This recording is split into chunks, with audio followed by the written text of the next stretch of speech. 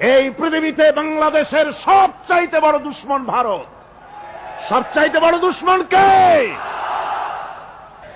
আমরা ভারতকে দেখিয়ে দেব ইনশাআল্লাহ।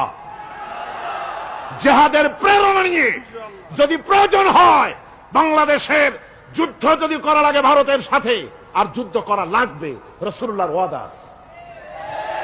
কার ওয়াদা? নাসাই শরীফ, ইবনে মাজাহ, এই তার দুটি হাদিসের মধ্যে হযরত আবী হুরায়রা রাদিয়াল্লাহু তাআলা আনহু বর্ণিত হাদিস রয়েছে। বলেছেন দুই শ্রেণীর লোক কিয়ামতের দিন জাহান্নাম থেকে মুক্ত হয়ে যাবে। এক শ্রেণী হচ্ছে যারা ঈসা আলাইহিস সালামের সাথে সাথী হয়ে যারা লড়বে আর শহীদ হবে, কিয়ামতে তারা জান্নাতে যাবে, জাহান্নাম থেকে মুক্ত। আর দ্বিতীয় শ্রেণী ভারতের সঙ্গে একটা যুদ্ধ হবে, রাসূল বলেছেন হিন্দুস্তানের সঙ্গে একটা লড়াই হবে।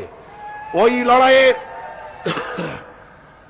লড়াইয়ে যারা শহীদ হবে রাসূলুল্লাহ বলেছেন কিয়ামতের দিন জাহান্নাম থেকে আল্লাহ মুক্ত করে দেবে।